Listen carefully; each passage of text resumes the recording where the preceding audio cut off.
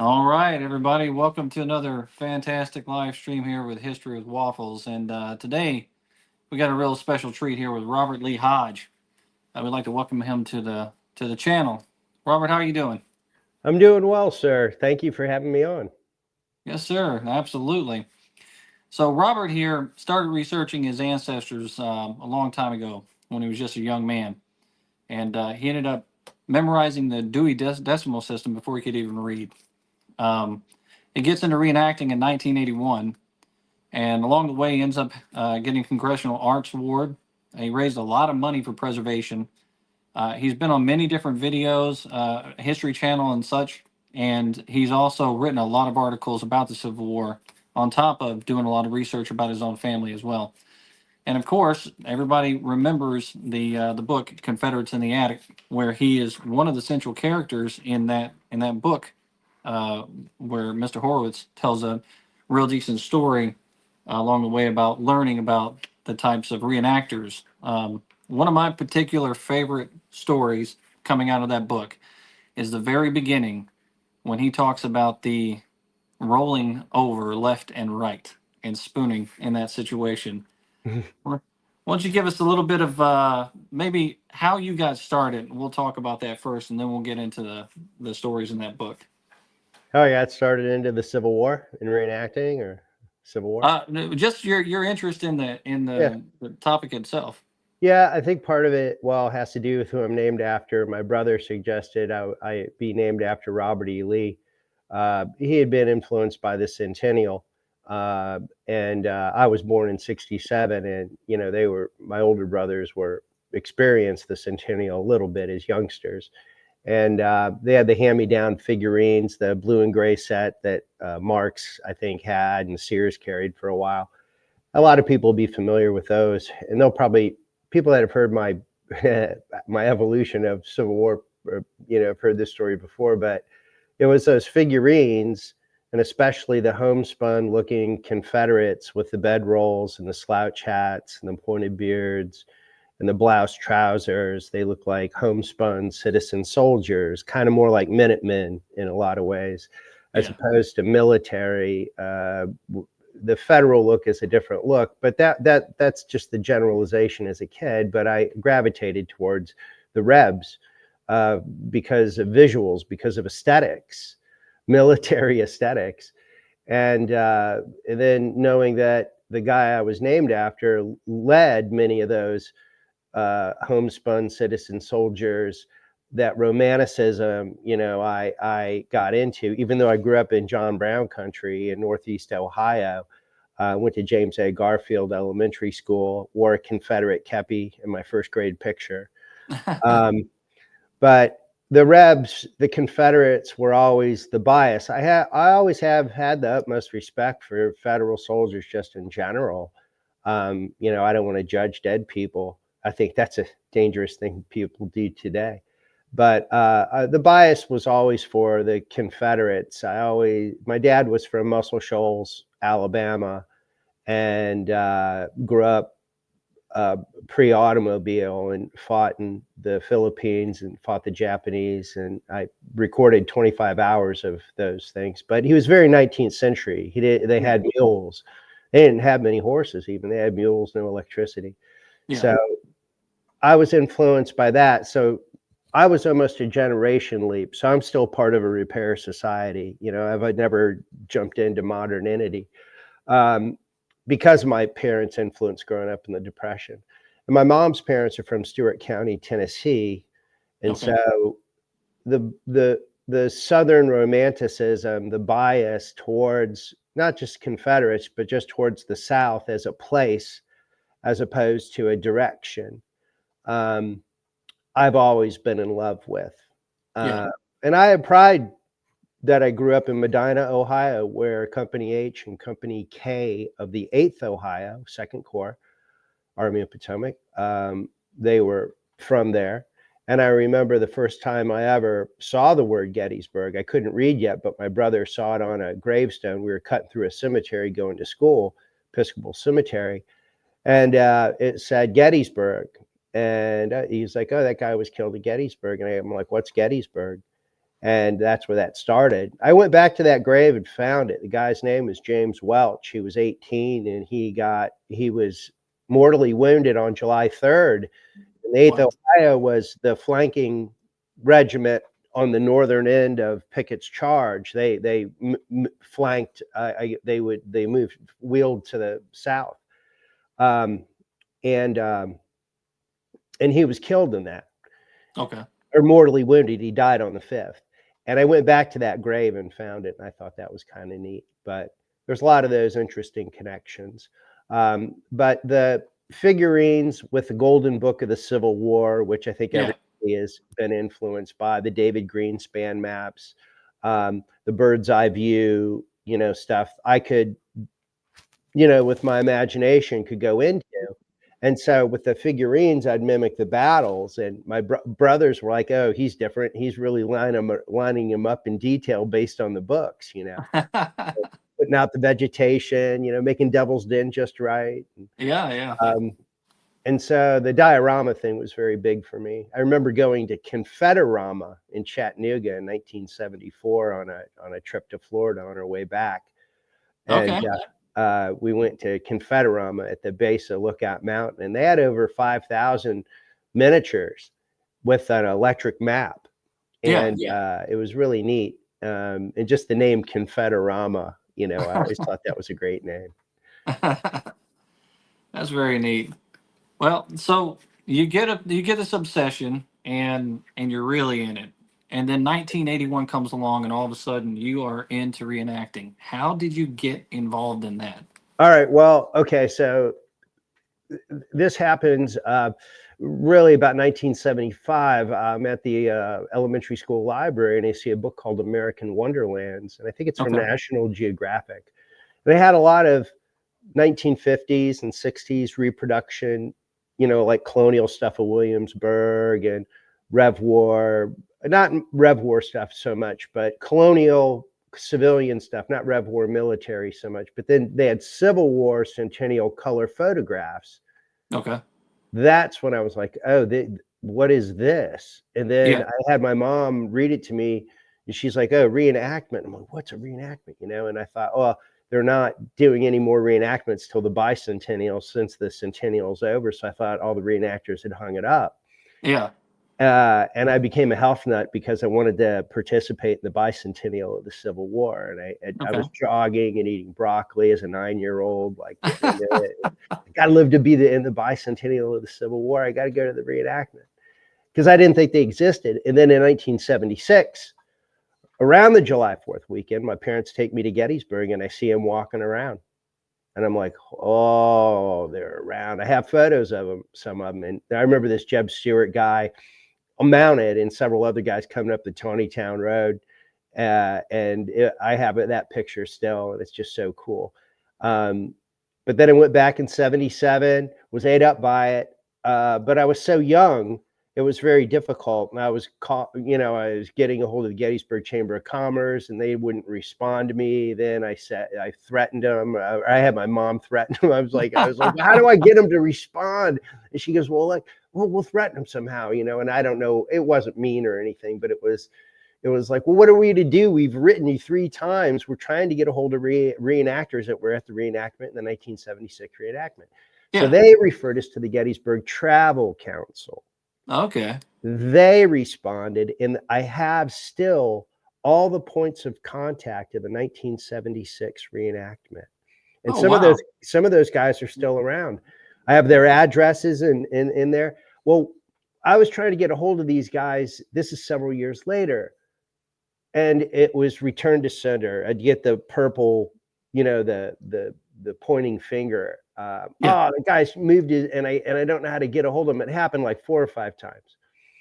Then I found out about Camp Chase Gazette. Got a subscription to that in 1980. And then I saw an ad in the classified ad of a guy in Ohio putting a Confederate unit together in Marietta, pretty far away from where I was in Northern Ohio.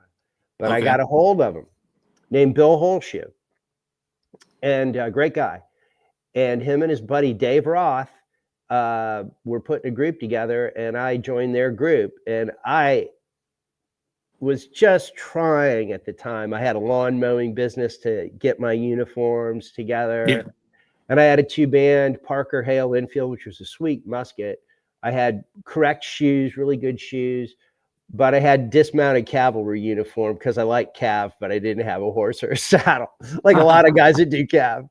So I was one of those Farby dismounted guys, but I was trying. And I had a haversack my mom made out of an Akron Beacon Journal newspaper sack that was copied out of Confederate sketchbook, no canteen. And that was a trip.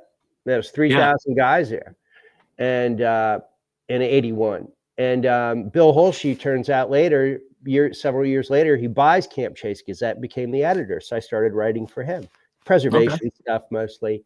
That's when I got on the Civil War Sites Advisory Commission as an intern. I went. So the Camp Chase writing stuff was going on, the reenacting thing, the 125ths were big. Those are tons of stories right there. But I know we only have so much time. I don't know how much time we have left, but the preservation thing, really, I had no clue.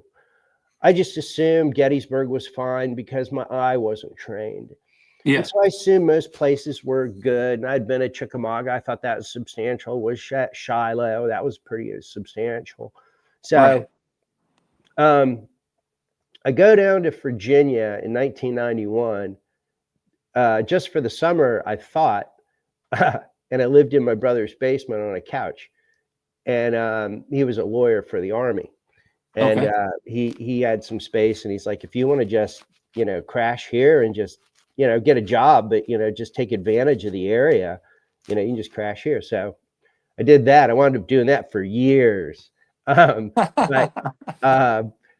But it turned out I went with him in June of '91 to see the wilderness, Spotsylvania, and Chancellorsville for the first time. And I'd heard about the divided highway, Route 3, going through Chancellorsville and part of wilderness. And I thought that was pretty disgusting and stupid. But when I went down there, I was at the wilderness. And remember the Golden Book. Yeah. That gives you orientation. They have names to, like, Brock Road, right, or Orange Plank Road, or Widow Tap Farm. So I go down there kind of knowing the area since 9 years old, 24, and I'm on the Hill Ewell Drive, and I'm there to absorb history and get a connection with nature. They're oddly, these places of horror and battle are very peaceful and naturalistic. Right. It's an interesting beautiful juxtaposition. And the intersection of the naturalism and the military history and culture is very interesting to look at. But so instead of hearing birds chirping or the wind blowing, I'm hearing circular saws and hammers putting up the homes. I think it's in Lake Wilderness, just 100 feet in some cases away from the Confederate earthworks. Yeah. Now, for a lot of people, that's a mound of dirt, big deal. For me and for you and our peers, it's the last physical remains of the activity that transpired there. That's where the giants did this crazy stuff. The woods were burning here, but you're hearing the circular saws, and I didn't get it. I wasn't even mad yet because I didn't understand it. It took about a week. And then I started calling the Park Service to volunteer. I'm like, what can I do? What can I do? What can I do? I got shuffled around. I got a hold of a girl named Kathleen Madigan. And she said, it's so funny that you're calling because there's a group that's just started by Congress called the Civil War Sites Advisory Commission. And they have a 2-year lifespan to report to Congress on the status of the battlefields because of places like Chantilly, and Salem Church was just getting destroyed at that point. And most importantly, the saga at Manassas, with, at this point, prior to the Disney battle, this is Battle Manassas, like, I don't know, 4.0 or something, or 3.0, and Disney's 5.0, I don't know. But this is when Till Hazel, who is a developer in Northern Virginia who makes me cringe, Till is a good old boy and knows how to play the game well, and calls preservationists NIMBYs, not in my backyard. That they only come in the 11th hour, which is, he's got some truth actually. So Hazel has 500 acres at Manassas, on oddly called Hazel Plain, but no relation to him. And he wants to build on it, and he's got a lawyer named Grayson Haynes III that's repping him, and there's pressure. And the Prince William County Board of Supervisors historically have had a pretty pathetic preservation voting record, whether it's Disney or Hazel or whatever. And I followed them quite a bit for a while at times. They didn't like to see me at times. But with that one, Hazel winds up getting, there's a group called Save the Battlefield Coalition that starts. David Lowe's involved from the Park Service, who I work with at Civil War Sites Advisory Commission. I became an intern with him. Annie Snyder, who was I think one of the first female World War II Marines, she became kind of she was the local farm owner near there who was railing against it. So it wasn't quite the Civil War component. This is a land rights thing, not pro-development, but anti-development land rights. I want to save the farm kind of thing, from a woman World War II veteran. And she also fought Disney, and she cried on cue on Capitol Hill. She was great. She was really good. So she's a great person to look at. She was impressive. Anyhow, Save the Battlefield Coalition starts up. There's all this pressure. They're at the Gettysburg 125th reenactment. I remember signing a petition there. So in 1989, Reagan signs a bill, and there's a rider bill on there. I don't know exactly how these things work, but this rider bill was for Hazel to get paid for those 500 acres. Now, there's different figures, but this is a figure I remember, and I've seen it in print. For the roughly 500 acres, he got, in 1989 dollars, $136 million. That breaks down to about $272,000 per acre in 1989 dollars. So, is that a preservation victory? Wow. So you have to look at this, and so that's why the Civil War Sites Advisory Commission in part came about, and also because of Chantilly getting national coverage, because they found remains there when they started digging in 1989, and that made it into the AP. A relic hunter was digging he got permission behind a dozer. I think the story goes this way, and the dozer just skimmed the earth. So this guy was behind him. He had permission, and he was getting reeds, and I think he got South Carolina buttons, and with that was the South Carolina corpse remains. Oh wow! Yeah, and that made the AP. And so that's where Fairfax County started getting embarrassed. The Board of Supervisors there, and they've been horrible as well. Not to mention Loudoun County, not to mention blah blah blah. Even Spotsylvania County, Stafford County. Yeah, and that's just in Virginia. The focus on government is so federalized. It's so focused on the federal level. And I get that in a way. You can see it in news reporting, whether it's print or media or whatever, and you can dissect it mathematically. But through my lens of battlefield preservation, I realized there's so much more power with local government. Where's Doge to look at local government? There's so many various entities, and there's a lot of cronyism. There's a lot of incestuous behavior. And I think there's a lot of, sometimes and sometimes you speculate that there's backhanded behavior financially, or soft money ways of helping each other out, scratching each other's back. The Board of Supervisors in many of these counties have green-lighted these things way too quickly. And now that I'm living, in Tennessee, I see it in Williamson County, Franklin. I see it in Rutherford County, Murfreesboro, which is really a disgusting story we could talk about for days. They only own about 15% of the battlefield. And in the 1990s, Mary M. Peckham, the superintendent, wanted to save the land there. And the local powers that be sat down upon her and got Bart Gordon involved, who had been pro-preservation to some degree. And he put pressure on the Park Service. And I believe the way it goes is that she got promoted out of her job, and she turned around and sued the Park Service. And she wasn't gagged, because I tried to interview her about 2 years ago, but she had developed brain cancer. And so I couldn't get the story from her, which I greatly regret. I should have acted upon that sooner. Hmm. And there's still a few people living to talk about the destruction of Stones River battlefield that need to be Yeah. interviewed, because that's a crime. 15% of the bloodiest single day in Tennessee history, December Yeah. 31st, 62. How pathetic is that? Yeah. And so, you think about Tale of Two Cities, you juxtapose Murfreesboro with nearby Franklin. Franklin's been on the surge of reclamation, Yeah. bulldozing, It really reclaiming, has. It really has. And you and know? I think that's what a lot of people don't see behind the scenes too, is exactly how hard it is to have preservation. And people go to national parks and national battlefields, and they'll go to these places. They're beautiful landscaped areas, and they go and enjoy this stuff, but they don't really see the hard work a lot of people put into it, especially organizations like the American Battlefield Trust that have been working in this stuff for a long time. Right. Um, with yourself, you get to that point of working in preservation. You've been doing reenacting for a while, and then all of a sudden, Mr. Horwitz comes along. Yeah. When exactly does this happen? This happens in February of 1994. I'm a coordinator for Civil War Journal, reenactor, wrangler, location scout. And we had to do a Fredericksburg episode. And, filming in downtown Fredericksburg is not practical. It's a functioning community.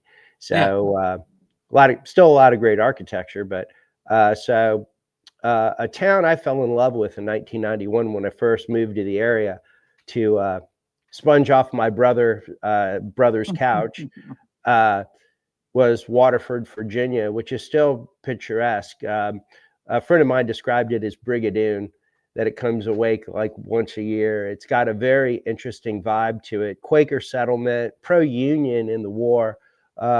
Great stories there. I mean, we could talk about that area for days. But I went there for a festival and was blown away by the preservation architecture. And this is in 91, the same time my epiphany with battlefield preservation is coming around. Now I'm seeing communities, this unique community that was so pristine, and it's like, wow, essence. yeah. I mean, if developers could build like this, I'd be pro preservation. It was like so evocative. So, what is it about preservation that draws you in? I mean, I know a lot of people they want to preserve it because they want to visualize what happened, but people have their different reasons for why they want to preserve these lands. What's yours? Well, I think it's developed over time. Initially, it was because I wanted to follow the giants in gray and blue, um, you know, on that landscape. And when I saw it a Walmart parking lot, or Salem Church or Chantilly, I started to self-reflect. It's like, well, why do I feel this way? Yeah, So you begin to philosophize, you begin to read, you begin to listen to other things. You find quotes from Civil War veterans that talk about preservation during the war.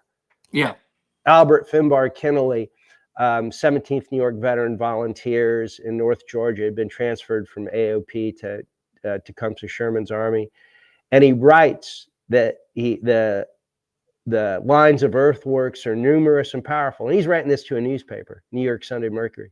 yeah, They're numerous and powerful. And if spades are trumps, this is ample testimony. If these works could be preserved by law for future generations, they would benefit them more than whole volumes of history. yeah, And words to that effect. And then he gets killed 2 weeks later at Jonesboro in an area that's been totally developed. yeah, But that's from a veteran at the time. And I found other ones that talk about preservation as well. Robert E. Lee even talks about preservation in a naturalistic biblical standpoint. And I got to find the quote again on him. But with preservation, I want to give a plug about the group I'm in on the board of, the Central Virginia Battlefields Trust. We've been around since '96. yeah, And remember, my epiphany happened at the Wilderness, and I was pissed, or became pissed off, and then motivated. And so in about 1996, they started. I got involved with them in '97, did a preservation march for them in '98 at Chancellorsville on the 135th anniversary of Jackson's flank march. Jackson marched on Saturday, May 2nd, 1863. We marched on Saturday, May 2nd, 1998. 200 of us cleared $37,000, paid off a tenth of debt on 100 acres there where Sims and Wofford's brigades had fought. We did the entire flank march route, then did a public program the next day to about 1,200 spectators. Crick was there, Gary Gallagher was there, Pohanka was there, Hennessy was there, Ed Barse was there. The Postal Service was there. You could mail your letters from the site, and the Postal Service would cancel them from the battlefield. They have the stamp. And we did all this cool stuff. Bob Zabo, the wet plate photographer, was there. First time I worked with him. Nice. But the problem is that the 200 reenactors that started the march, and I did about 17 miles. Well, they did about probably 16. I probably did about 18 because I was going around the column as the column was going. So I was doubling, I was doing a lot more. Okay. And about 80% of the 200 left. Oh, wow. And they had all signed and agreed to stay. And I never bitched at anybody about it, but I only had 40 guys left. And I always remember those 40 guys really well for the public program. And we kicked butt with the 40 guys we had. But it was a stellar event.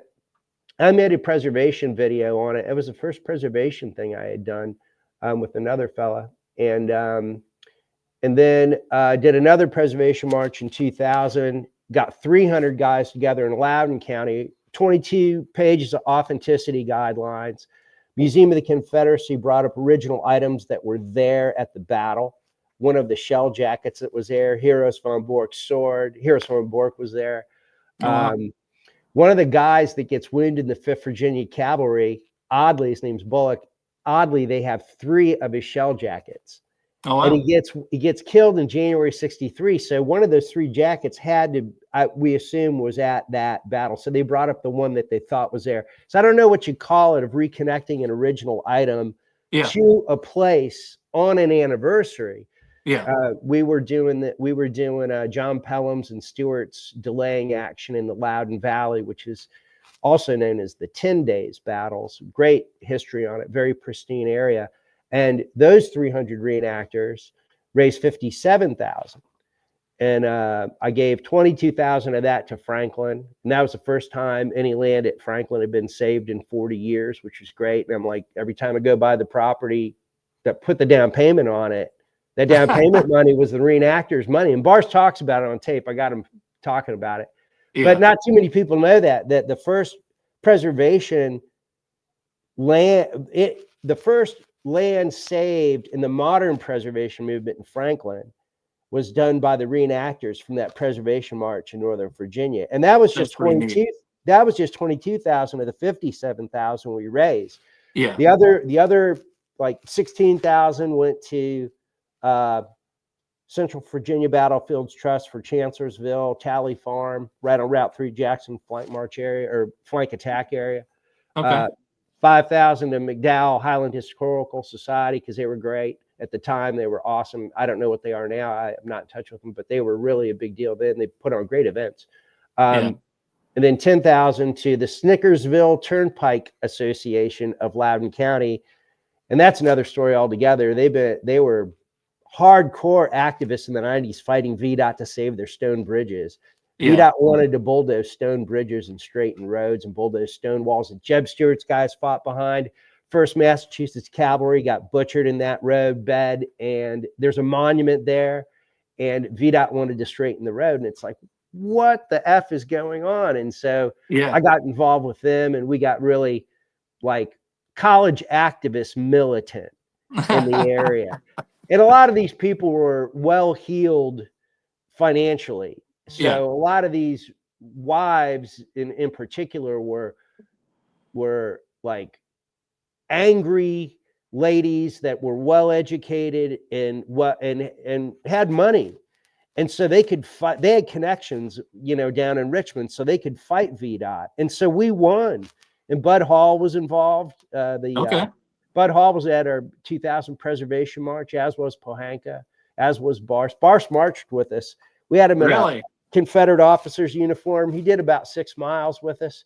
No kidding. This one big mouth reenactor. He's a West Point graduate. I won't name his name, but he's just a big mouth. Everybody knows who I'm talking about, probably.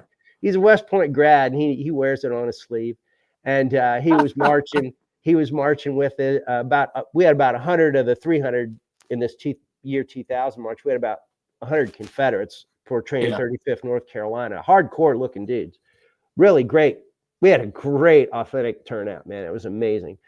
Horse-drawn guns. But we had Bars dressed up as a Confederate officer with primo stuff. Yeah. And he's marching along as an officer, and he's passing the rank and file. And this West Point grad says, "Hey, Grandpa, what was it like at Valley Forge?"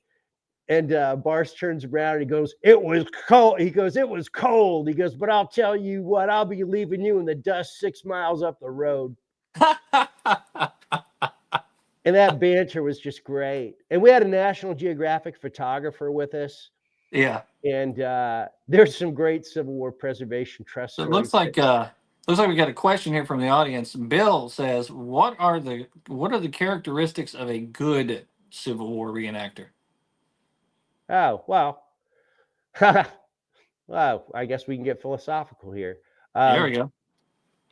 Well, age is a reality. I'm 58.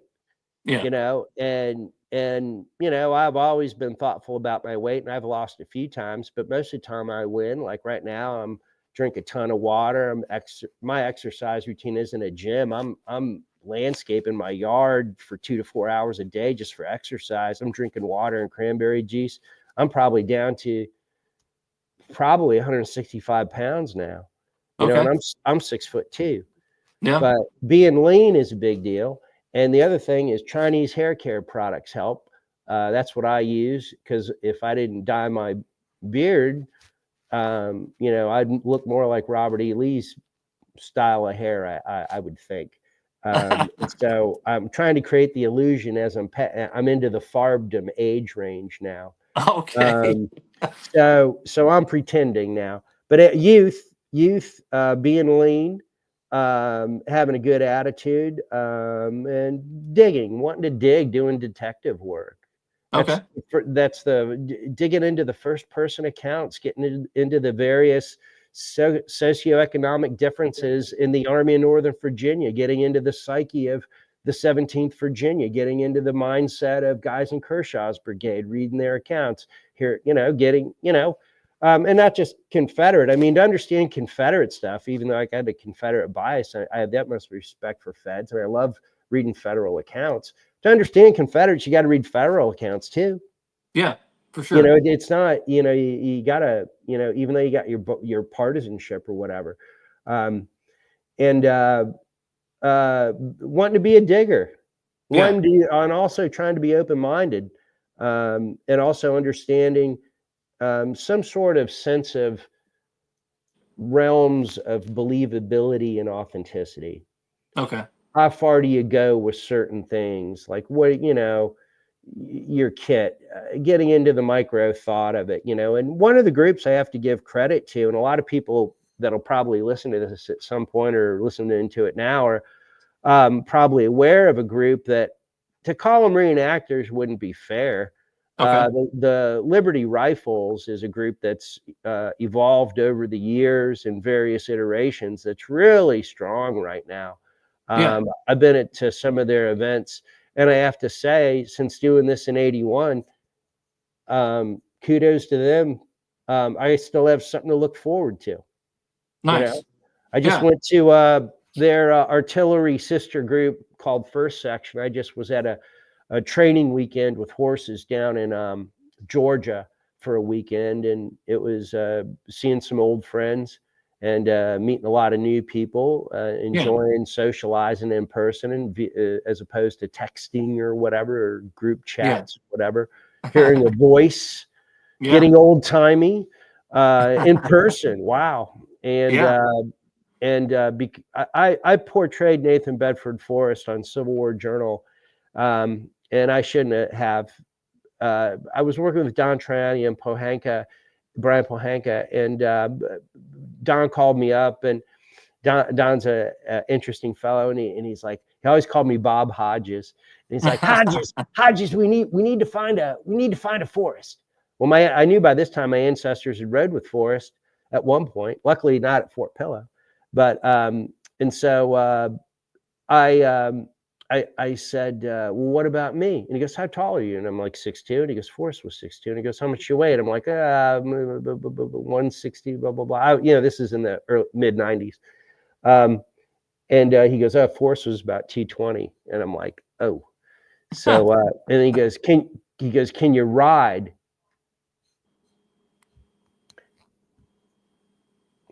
Yeah, I can All ride. right. I sat on the back of a horse twice in my life. The first time in kindergarten and got thrown, and almost got killed then. And so I lied for my vanity and for my ego to portray Nathan Bedford Forrest, because I like Forrest. Forrest has actually an interesting civil rights record. So how did that work out for you, getting on the back of that horse and not knowing what you're doing? I almost got killed. They had open stirrups, and the horse wrangler, oh, he's a character. I don't think he need the horse enough with the I forget what you call it. The cinch strap goes underneath, Okay. the belly band or what? Down. Yeah. Mm-hmm. They stick their bellies out when you're doing that. So sometimes you got to knee them in, to get it purposely tight. Otherwise it'll be loosened up later. Right. Right. Well, I don't think he did that. And, and so I get on this thing, and I'm on this thing, and I'm like, it seems like one leg is shorter than the other three on this. Okay. Thing. I'm like, whoa. And I'm like, oh, and the stirrups were open stirrups. They weren't hooded. Right. Yeah. And the kit I have is from Don Trelawney, and the uniform was made, Confederate officer's uniform, made by Charlie Childs, creme de la creme manufacturer of gear. And the boots were Connell boots. This guy Connell in the 116th Pennsylvania back in the 80s made primo boots. And Trelawney had these Jeb Stewart like thigh high boots, man, that were badass. Like Forrest would wear, or Mosby wore, that stand up shot he did. And I'm wearing this stuff, and I'm like, man, this is cool. Got an original saber on. Got my 44 pistol I bought at the Ashland Gun Show when I was 11, carrying that.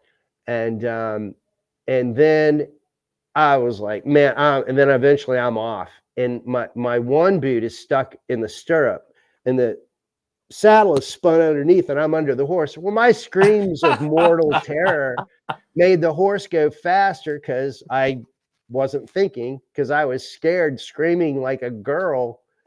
And well, it made the horse flip the horse out, and it was gone, man. So I'm getting pummeled by these hooves underneath this horse. And this horse is going for this stone wall. This is in Madison. No. It's in Madison County, Virginia, just north of Charlottesville. Beautiful area. Going towards this old stone wall. Well, we're just right by the Rapidan. We're right there. And beautiful area. And this horse is running full speed because my screams are making it go, And I'm getting pummeled, man. I'm getting tore up.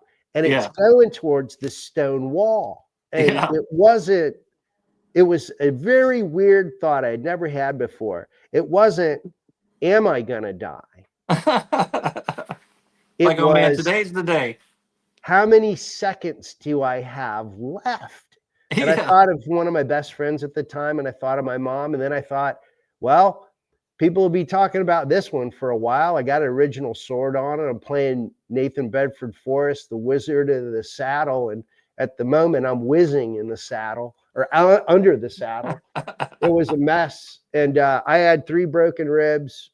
And I didn't know it at the time. And my adrenaline was so, and see, I didn't get smashed up against a stone wall, because my leg, I think it's my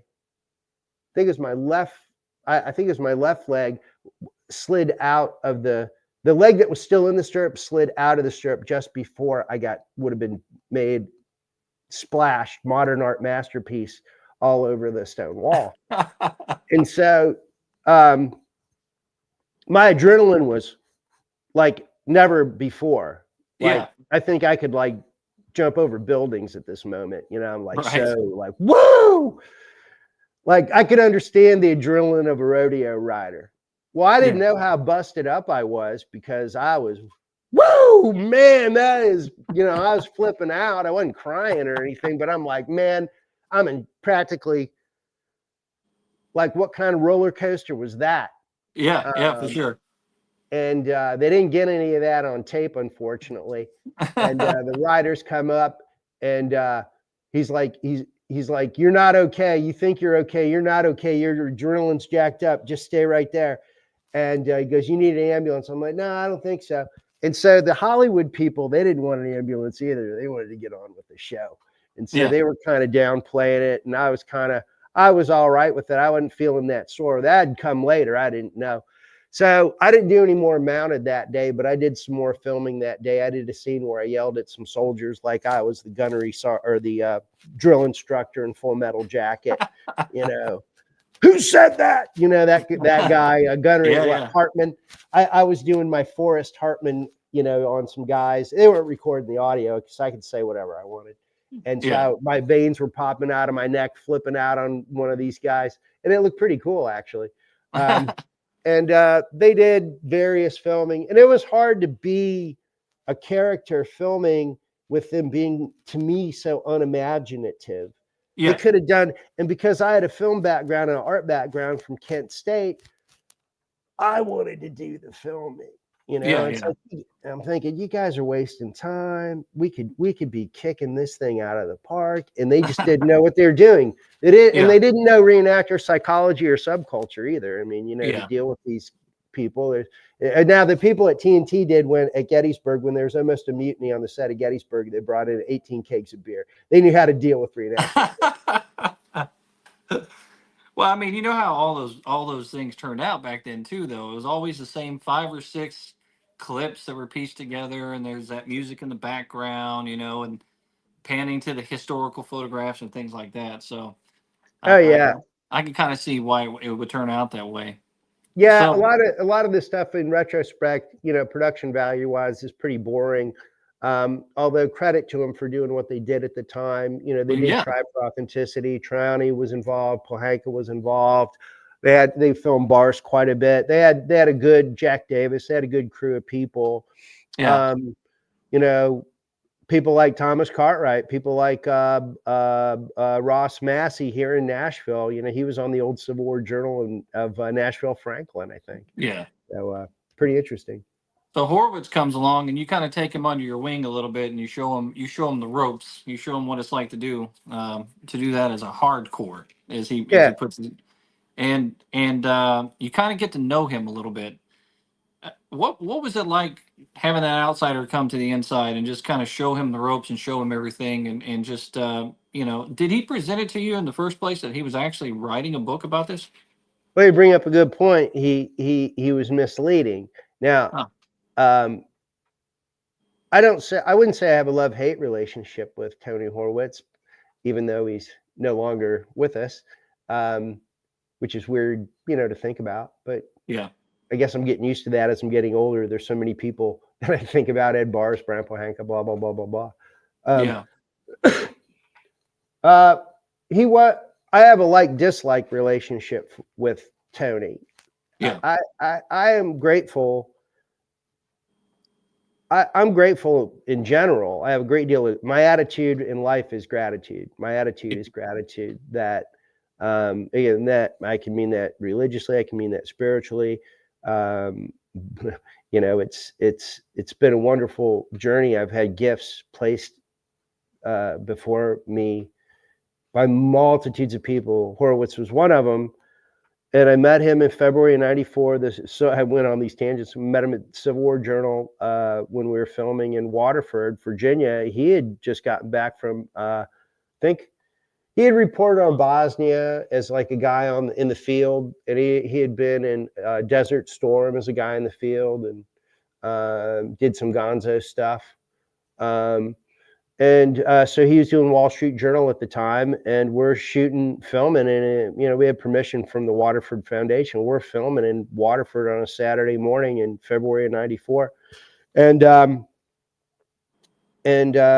eventually he comes out with coffee, and there's a stone wall near his old place where he lived. He lived in 2 different places in Waterford. The first place was near the stone wall that we used as the stone wall at Fredericksburg. Okay. And then, he heard gunfire, and this is at the time really bucolic, idyllic backwoods Virginia, where you hear sheep and cattle. Yeah.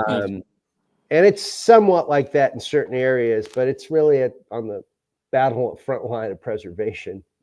What it's going to look like, and it's heavy. Anyhow, so he comes out, and like it's in the book, it's pretty accurate. He talks to various friends of mine in the newly formed Southern Guard, which was really kind of just taken off like a rocket. The vibe of the Southern Guard, the synergy of the people. It wasn't perfect. It could have been warmer. There was a little bit of elitism there, and but we were really kind of a magnet, and we kind of formed from the nucleus of the movie Gettysburg. So anyhow, Southern Guard guys are there at the filming, and we had Paul Smith, the great forge cap maker in the National Regiment. A lot of great guys. 1st Pennsylvania Reserve reenactors, great guys.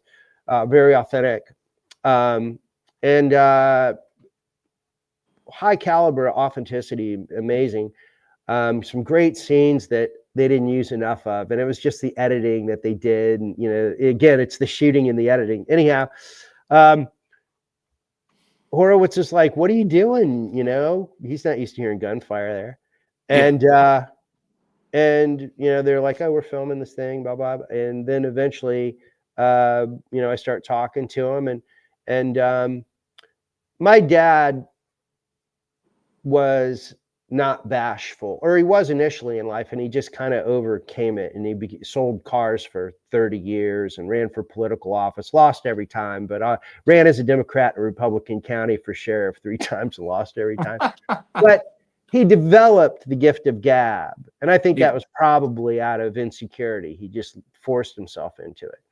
But I think over time I did the same thing, especially when I got attention from Confederates in the attic, where people asked me to do speaking gigs, and in truth, I was a closet agoraphobic. I would get like prickly feelings on my back and like sweat running down my back, and my voice would crack, and I'd turn red, and it was really tough. The first big talk I gave after Confederates in the attic was to 250 people in Gettysburg. And, I would say, if you give me a letter grade, what's below an F? Give me a G. Give me a G. But it was really hard. It was really tough, but people wanted me to give talks and stuff. And so I used Confederates in the attic as a vehicle for preservation. And that's another thing. Okay. So Horwitz is hanging out with this. He's writing for the Wall Street Journal. Meet him in February of '94. He writes about me in the Southern Guard because he goes to the spring drill in like March of '94. Yeah. He's hanging out with us that Friday night, freezes his ass off in 28-degree temperatures. And this is where Mosby hid out. This is at the property where one of our friends lived on this property, his parents owned it, where Mosby hid out on the tree, left the bedroom. That's where we were drilling, at that house. Okay. And in the plain, near the plains. And so we were spooning, of course, and you didn't know those kind of antics were going to be written about. And see, he was saying he wanted to get into reenacting. Oh, okay. He didn't say he wanted to write about it. Got it. And then he wanted to write about it. See, I thought, wow, a guy, he said he wanted to get into reenacting, and he was not knowledgeable of the Civil War somewhat, not on our level, but pretty good. Yeah.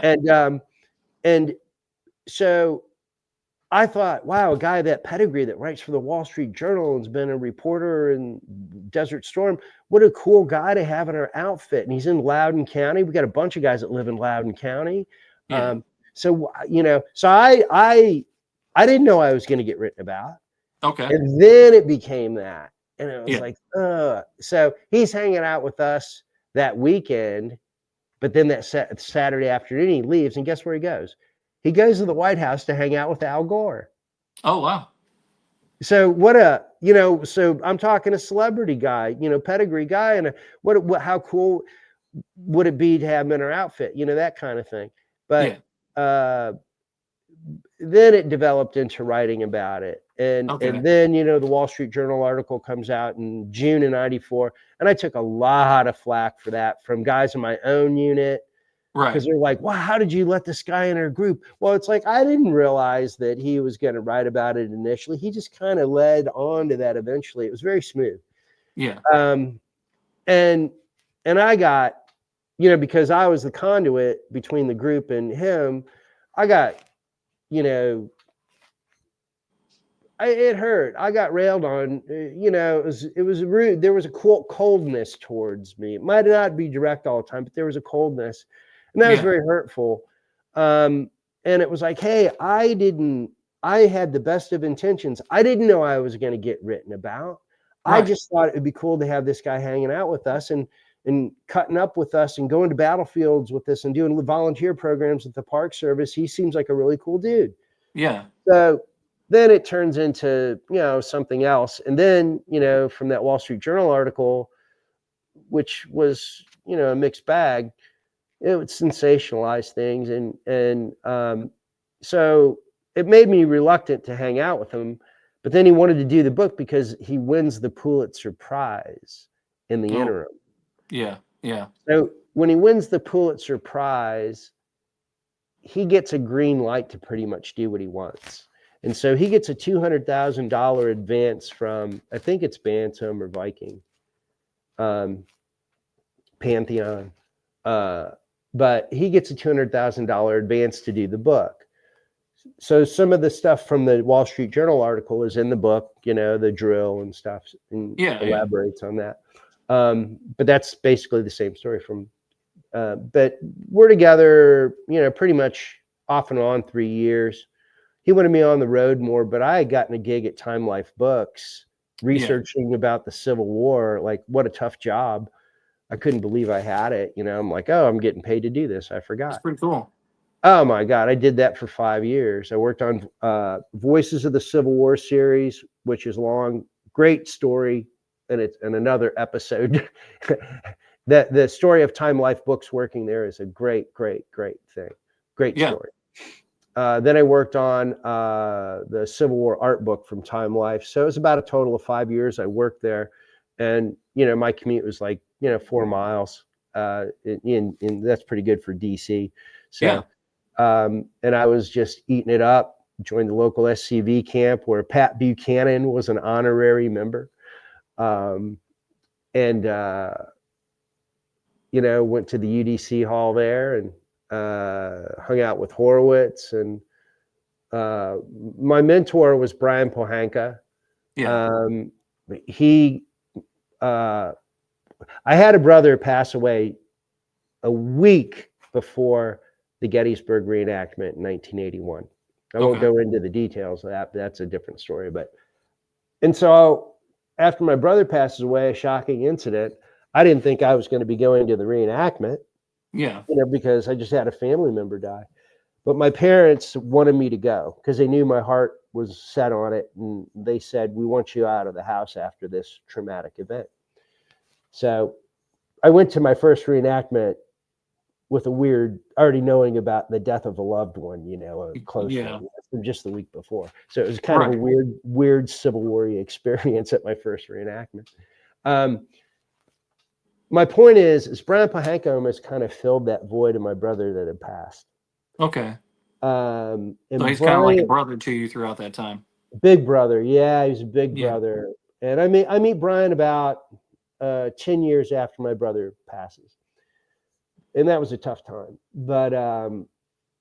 But Brian filled that void. And Brian was a very sincere person and an angry person at good things to be angry with, like preservation. He'd get white knuckled. We'd drive together to a reenactment and he'd be white knuckled. He'd just I won't repeat everything he said. It wouldn't be fair to him, but they were great things, but Yeah. they were hard. Yeah. But it broke his heart because he grew up in the Rockville area, and preservation came into Brian's heart at a young age, and it didn't have to do with Civil War battlefields. Okay. The farms that he used to run through around Yeah. Rockville were being turned into shopping malls and cul-de-sac, press board, hot glue gun, McHomes. Yeah. So And he's watching his own history disappear, essentially. his own, and feeling that loss, like not quite the death of a family member, but something, or a pet, but something like Yeah. a part of a tenant of you. That's something that you, and when that dies, it's hard to quantify that. It's hard to put a number on that pain of that. And that's the broader perspective about battlefields. It goes into the hardwood forest. It goes into the family farm. It makes me think about agriculture. It makes me think about what the future is. It makes me think about what the future of Williamson County here in Tennessee is going to be. What's Franklin going to look like? And even with the reclamation that's going on in core parts of the battlefield, the surrounding area of Williamson County is getting so ate up. Rutherford County is a joke. I was with Ed Barse filming them. I got a bunch of footage of Ed Barse. I got Ed Barse on 13 battlefields. I got to do something with it. I got 100 hours of Ed Barse at least. Yeah, you got to share that. I do. I got to do something. I in the world of procrastination, I'm a major general. So, but I was with Barse filming them down at Stones River, and I said, this place is so disappointing, Ed. Do you mind if I use expletives, or is that? No, go right ahead. Okay. So I go, this place is a mess. How long has this place been a shithole? And he goes, well, I first got down to Murfreesboro in 1954. And it was a shithole then. And it's a shithole now. Ed was like a dad, grandfather mix. That's pretty spot on. It was one time I was with Ed. I was seeing him off to the airport in Nashville, and it might have been the same trip. We had filmed at Franklin too. I got some killer footage of him at Franklin on the anniversary. Nice. 2005. Awesome. He's swinging the sledgehammer into the Pizza Hut on the anniversary with his one good arm. It's really awesome, man. It's really good. But I saw him off at the airport, and I got out of the car and helped him with his bag. He always traveled light, and I hugged him. Well, he didn't hug me. I hugged him, and I go, Ed, I love you. And he goes, okay. And I said, you don't love me? And he goes, I don't love anybody. He goes, I like you. Yeah. And he said to me, he goes, Hodge, there's only one person that's a bigger ham than you, and that's me. I got it. We would drink together. We'd have a good time together. He'd come over to my house, and when I lived in Arlington, in like phase 2 of being there, and we were pretty close by. He'd take the metro over, and he'd hang out in my cement block shack in downtown Arlington. We'd have bonfires in the yard and bluegrass bands, and we were like the last house. That man was definitely a national treasure, that's for sure. Oh, and a storyteller. I mean, the way he delivered a story. I mean, I'm looking back on some of the old footage, how he talked, the History Channel and everything, and I mean, nobody could deliver a story the way Ed delivered it. Well, yeah, there's so many things about him. It's like it's hard to compare him with anybody. Because he's like such a unique human being, and in fact, I don't really think of him. His passing is really his being is so big. I just don't think of him as gone. I can't talk to him, but I got 9 messages on my phone from him still. If you want to hear him, I can pull them up.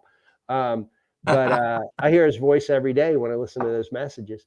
But but we were good chums, and when I interned at the Civil War Sites Advisory Commission, that's when I met him, and I was like, holy crap, that's the guy from the Ken Burns series. Yeah. And so I go to the first Civil War Sites Advisory Commission meeting in July of '92, and McPherson's there. Ken Burns on the board, but he never went to a single meeting. Various people, Mary Robinson Berry, I think, or Holly Robinson was on there. Several people, Hyde Murray, but Barse was, the big deal, and he took me to I took the commission to 6 battlefields in one day. I remember one time. Oh, We wow. did Chantilly, Ball's Bluff. We did. So that man must have had a lot of energy for his age. Unbelievable. He'd outmarch everybody, man. And then he'd go past you, and like when he'd want to humiliate me, it'd be like he'd go past me with the swagger stick, the combat boots on, moving, like walking like double quick. He's like, "Come on, Hodge, you're holding up the war." And like, okay, all right, and he's getting everybody crap, but he gave me more crap, I think, than anybody. That's I guess awesome. it was an odd term of endearment. He gave me shit like crazy. What was that battle out in Missouri, Merdazine, and it's it's French, and it's spelled nothing like it sounds. It's like, can you spell Merdazine, Hodge? Saying crap to me like that. It was so funny. But he appreciated. He told me one time, he goes, I appreciate your good nature, and that meant a lot to me. Yeah. But there's so many we could talk for days about Barse. There's so many great stories of Barse.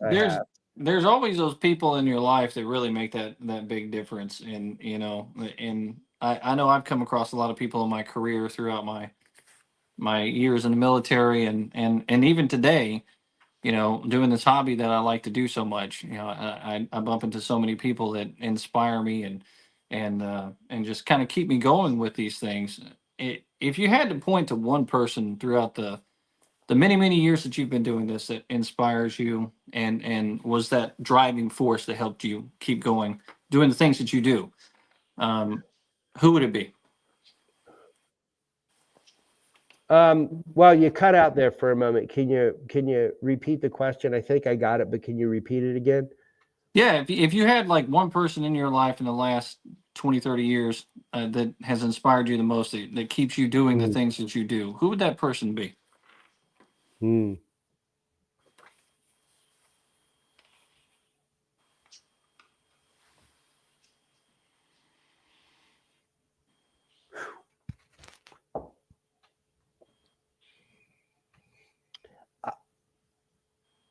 I would have to. I can't say one. I can't say one. I'd say Barse. And sorry. It's okay. I understand.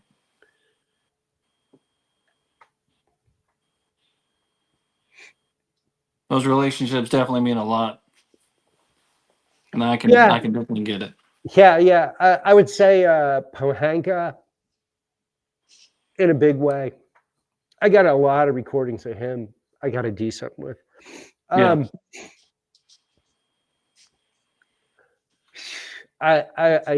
there's a guy that some people may know, but Dennis Reen from the 2nd Maryland, one of the Black Hats, the hardcore, authentic beginners. Dennis Reen, I would say, was probably in maybe not the first wave, but maybe the second wave. Maybe he was the first wave of the Black Hats, or different waves. But Charlie Childs, the manufacturer of the great authentic clothing, and a whole Les Jensen, all these people come out of the Black Hats. Yeah. And so it's NSSA and Centennial Reenacting. But Dennis Reen, who passed away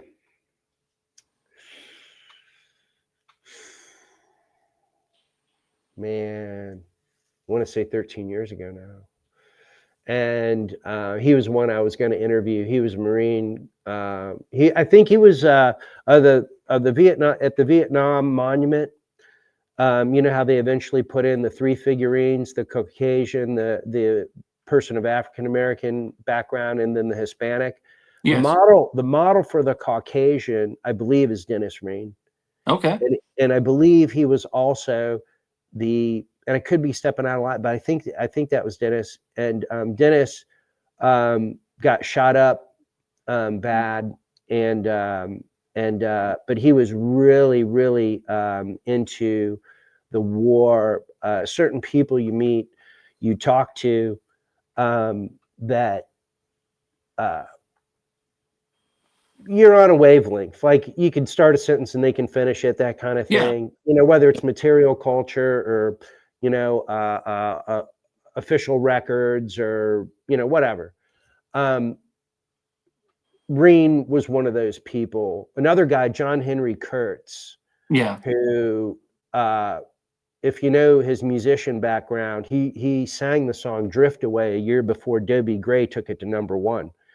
And he did a Civil War-esque kind of album that's interesting. You can hear on YouTube. John Henry is a big deal to me. John Henry bought me my first great Federal forage cap. But I think of them almost like a group of guardian angels. Another one is D.P. Newton, who ran the White Oak Museum. D.P. and I had big kinship, and he dies in 2019 of cancer. And did you ever see the White Oak Museum? I don't think I've been there before. Okay. Have you been to the Bull Run Winery? Hard to say. Yeah, I've been there. Okay, you know that collection that's there? Yeah. Of relics? Yes. Okay, that is D.P. Newton's collection. That was at the White Oak Museum. And there's more to it, I think.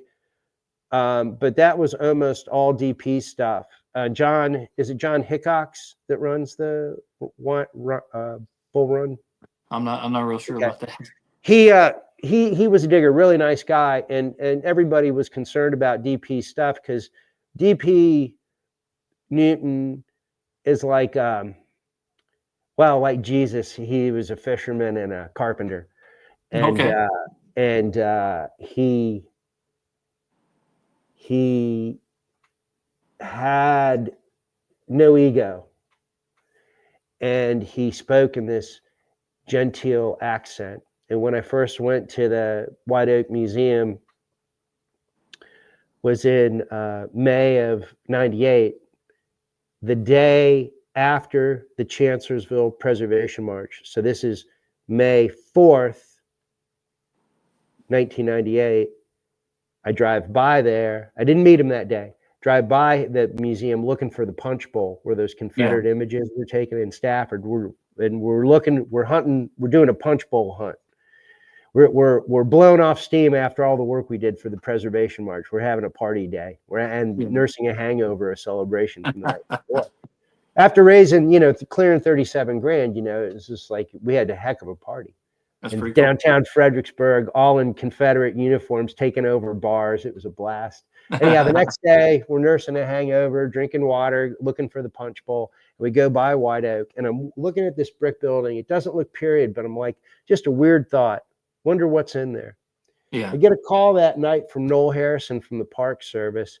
And he's like, man, you got to meet this guy. I met him at a VDOT hearing on preservation. He's speaking out against the VDOT, and I'm there as a Park Service representative speaking out against it. And I meet this guy, and he's really cool. And he's got this collection of stuff. And Noel's trying to tell me about the collection, but he's laughing because he's so overwhelmed by what he saw in this collection. He goes, man, you guys see this? He goes, this is so good. I don't think it's going to last. He goes, I'm superstitious. Something this good will not last. And so it's in that brick building that I wondered what was in there on that Monday after the Chancellorsville March. The Monday later, which would be May 11th, I'm with John Hennessy and Noel Harrison, and we go in there, we meet DP, and then I see the collection that was in that brick building I wondered about, that I just saw for the first time the week before. Yeah. And I go in there, and there's a cannon there with the H.M. Smith carriage maker label on it.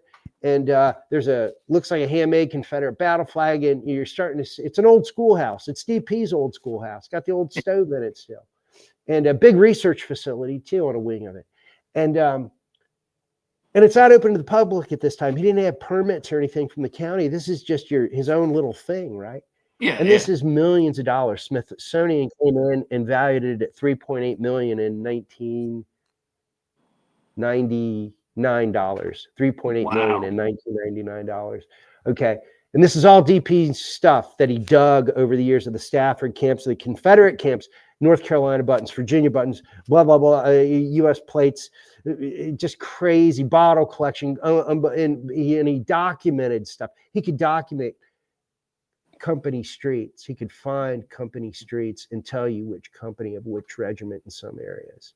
And he would have it in a book. So he found this item here. Oh, this was in the hut in the company street of Company A of the 2nd Massachusetts or something. Not always that way, but a lot of that way. And so it's almost like a cross between Forrest Gump and Rain Man in this like mystical level. And he had this genteel accent. And I mean it in the best of ways. I worship this man. So many people did. When you say DP Newton, that's like E.F. Hutton. Okay. You know, it's just like quiet. He's a big deal. And DP had this genteel voice, and Hennessy and Noel and I go in, and we're looking at just some of the stuff so far. And I'm like, you mean to tell me that this is all your stuff? And he's like, uh-huh. And I'm like, you dug all this stuff? And he goes, yeah. Well, it ain't really mine. You see, I never paid for it, so I can't sell it. It ain't really mine. So he's like that, right? Yeah. And like this precious Tidewater voice, this precious, where you meet this person and right away you want to defend him. You want to protect him. It's like this guy's gold. This guy's like, the Lord broke the mold with this guy. Same thing with Bars, you know. It's just like, holy mackerel. And so Hennessy, we're by the cannon, and then Hennessy goes, where'd you get the tube? And DP goes, oh, I made it. And Hennessy's like, you made the tube. And he's like, uh-huh. And he was like, how'd you make it? And he goes, well, I took some scrap metal from around the yard and welded it together and sanded it down and bored out the barrel. I wouldn't fire it, though. I think it would be dangerous. And then Hennessy's like, you made the tube. And then DP's mom, Polly, she's beautiful. Oh, she's so great. She said, and DP didn't use any power tools either. And I was like, wow, you know. And he was Wayne Newton's cousin, by the way, the entertainer. He's Wayne Newton's cousin. I did not know. Yeah. And you know, Wayne Newton claims to be an Indian. And at the time I said, I heard you're Wayne Newton's cousin. He goes, uh-huh. And I said, I heard Wayne Newton's an Indian. He goes, oh, sometimes cousin Wayne speaks with a forked tongue. And he winked at me. But they are Indian, Potomac Indian. DP was a member of the Potomac Indian tribe.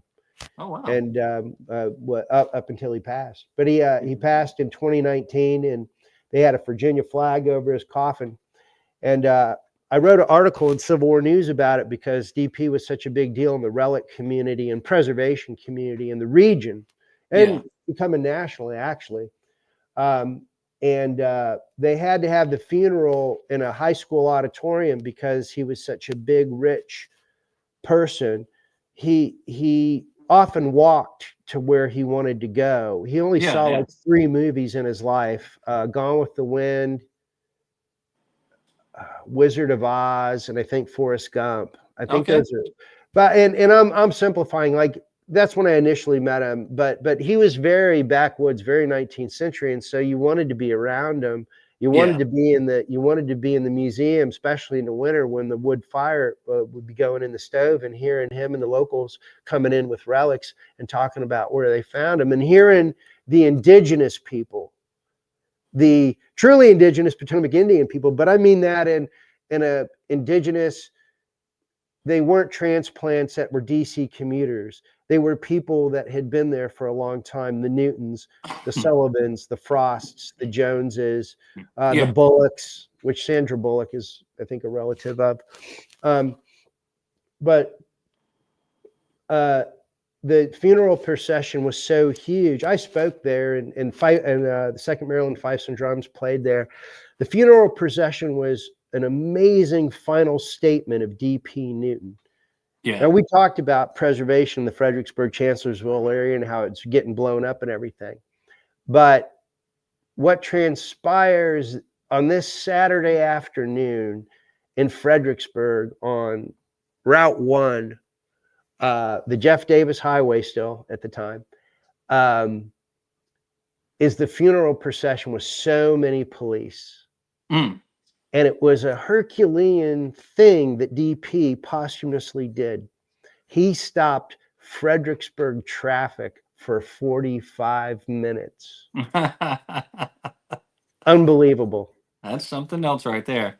And one of the people in front of me, not in the procession, but one of the people, they were tired of waiting. And so they saw opportunity and they jetted across. And then a Stafford County sheriff pulled them over, and boy, hearing the bawling out that this fella got, you don't cross the funeral procession of D.P. Newton. It was unbelievable. But it was really grand. And when we put him to rest, he had the Virginia flag on his coffin, and the Fifes and Drums were playing Rosa, Alabama, and Dixie, and Stonewall Jackson's Way, Yellow Rose of Texas, and Old 1812, some of those songs from Josie Wales.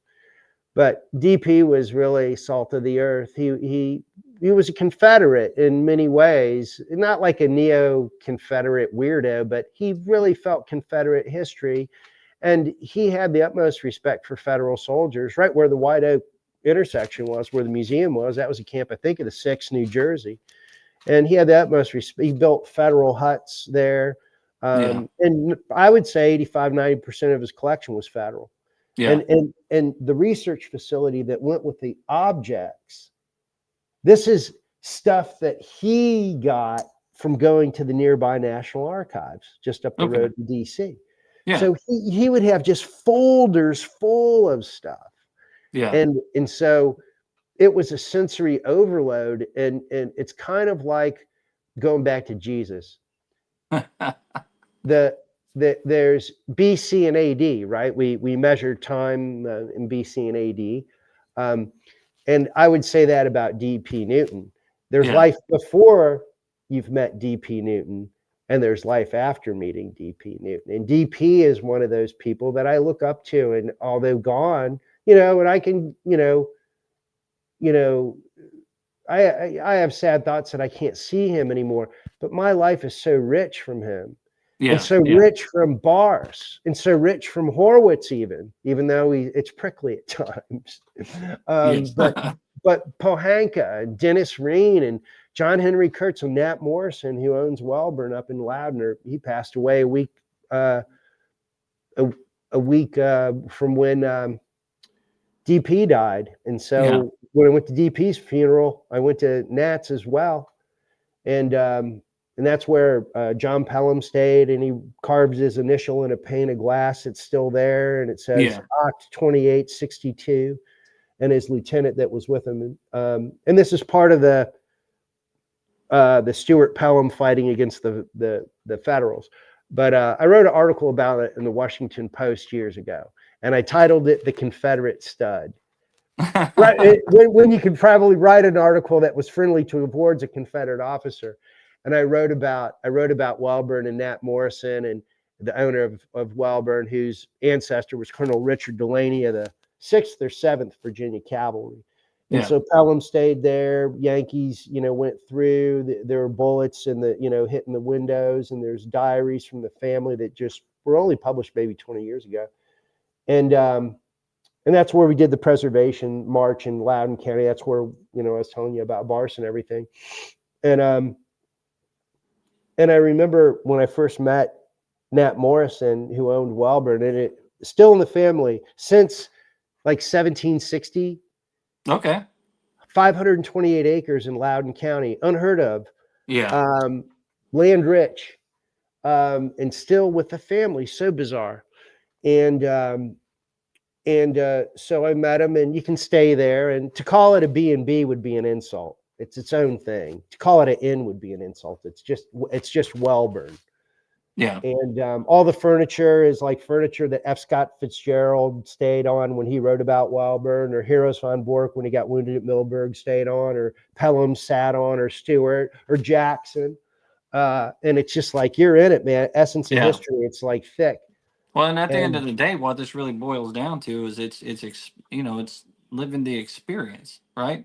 I mean, we're all getting that experience when we go to these places, when we get to these battlefields and we talk to people, and the Ed Bears of the world, or Ed Bars of the world, and Pohankas and all of those people. And even though we're coming up on time now to cut this thing short, but it has been one heck of an experience getting to talk to you here on this channel and hear those stories. And I really hope that everybody out there listening to this definitely feels the exact same way. I can't thank you enough for coming on here and talking to us about those people and sharing those experiences. It's really something else. And yeah, maybe we'll get you back on here again, and we can maybe pull some videos up there and start showing a little bit of Ed Bears off. I mean, JD from History Underground, I don't know if you know him. He mentioned earlier, you definitely got to get those videos out there. The main thing is just like looking for people to work with, to do it. I realistically can't do it on my own. I stepped out of film, and I threatened to get back into it, but I'm a Luddite when it comes to technology. Yeah. And I'm a candle in an electric world. And so it's like, I'm a creator, and I'm good at it, I think. And I've done good stuff. I got an Emmy Award on Franklin, and I, did that years ago, and I did something with Spotsylvania, but I want to do more. Yeah. And part of the motivation is that I can't die a happy person. I don't intend to anytime soon, by the way, but I can't die a happy person until certain things are met. Yeah. And so, and you don't know what the future is, and you hope that and my health has been fine, but you always hope, knock on wood. But I do want to do stuff with the bar stuff, but I really need to collaborate with somebody. And I don't think it'd take a whole lot, but I honestly know I'm not going to do it on my own. And the thing is what I'd like to do. I want to monetize it. I want to make money, but that's not if that was a primary thing, I guess we would have done something with it a while ago. Yeah. I do want to make money, but I want to also use it as a vehicle for preservation, as a not just talk about preservation, but do something, really. Right. And to use it as a revenue stream, and to have like various vehicles for it to go to acquire land. And I know we got to go, but CVBT, they've saved almost 2,000 acres. I just want to say this super quick. Yeah. Churchill visited there in 29, around the time of the stock market crash of fall of 29. Yeah. And there's even film footage of it, him and his brother, I think. And the stuff he writes is great. He talks about preservation, talks about you got to get out of the car. It's, you can read the books, but you got to walk it, and he's got a Confederate bias, you can tell. But that whole landscape there, you look at it, of the 10 costliest battles of the Civil War, 4 of those are within 15 miles of each other. That's like Verdun, right? Yeah. And that's in 18 months. Fredericksburg to Spotsylvania is 18 months. Fredericksburg, Chancellorsville, Wilderness, Spotsylvania, not to mention, Salem Church and things like that. Right. But now you got repeat customers, but that's 750,000 troops in 18 months. And that leaves about 110, 120,000 behind. Yeah. in about 15 miles. And then you juxtapose that with the 1998 National Park Service report that only about 14% of the study area at Spotsylvania Courthouse was saved, only about 21% of the wilderness, only about 15% of Chancellorsville, and Fredericksburg in 1998 was considered a lost battlefield, that Yeah. they couldn't do their job to interpret in the 1998 report. Now, there's been good things that have happened, but that's why you look at the numbers. That's why my focus is on those 4 battlefields, not exclusively. I Yeah. give money to Franklin every year. I think about Tennessee a lot now because I'm here, but my preservation focus will always be Spotsylvania area, Brock Road area. So Yeah, it's an amazing place. It definitely is. And for those of you that don't know, you got to check out Central Virginia Battlefield Trust. They've done a lot of good work for sure. oh, thanks. And can I just say one last plug? Yes, sir. Go ahead. Okay. One of the things that I've been involved with recently is the monument stuff, and I know it can get sensitive, and it breaks my heart and makes me angry too. But especially the monument at Arlington Cemetery, the so-called Reconciliation Monument, that was the brainchild of Union veteran and President William McKinley, and he challenged the UDC to raise the money. And I'm butchering the story, but they got Moses Ezekiel, the Confederate Jewish veteran, to sculpt it. And his request at his death was to be buried at that monument because that was his favorite monument, the Reconciliation Monument. The last administration took it down, and DOD, I think, went really haywire. The group I'm involved with, and I'm still involved with CBBT and green space preservation and everything, but I'm involved with the monument stuff because I think it's really worrisome. I kind of worry that it's Maoism, Maoist revolutionary type stuff going on. It's really weird, and I just been digging into it. But the monument thing, the Reconciliation Monument, there's a group called Defend Arlington, and you can find them on Facebook. Just look up Defend Arlington. And they've done yeoman service, especially the women in the group that are great workers, that are trying to get the monument put back up. And I worry about the monument as a precedent, because we thought just a few years ago, well, they're removing monuments from courthouses, but they'll be safe in cemeteries. Well, if the most famous cemetery in America can have the Reconciliation Monument taken down, that sets precedent for all the cemeteries in America where monuments that make somebody unhappy can be taken down. And so that's why I'm really opposed to Governor Youngkin of Virginia accepting the monument and sitting in a warehouse in Chesterfield, Virginia right now. But Defend Arlington, because the administration has changed, and they're obviously, from their verbiage, they're more friendly to the idea of saving such things based on their rhetoric. I've written to the president 3 times, not like he's going to respond, but if enough people can go to Defend Arlington and look at what they can do, giving money is one thing, because the legal bills have been in the hundreds, I believe, of thousands, at least over 100,000. But everybody's raised money, and they've really paid their legal bill down heavily, which is amazing to me. I was surprised, actually, when I heard how low the debt is now. But I've raised about, through the help of my friends, actually, I've organized things to raise about $5,000. And I'm doing an event here, April 26th, called the Rebelicious Rendezvous. And it's a speaker series, and we're raising money to pay for the legal defense to get the monument back up. Okay. I'm done. I promise I'm done. It's all good. It's all good. Well, Robert, we want to thank you for coming on the channel here and talking to the folks and letting everybody know what's on your mind and sharing all these stories with us. I really appreciate your time for sure.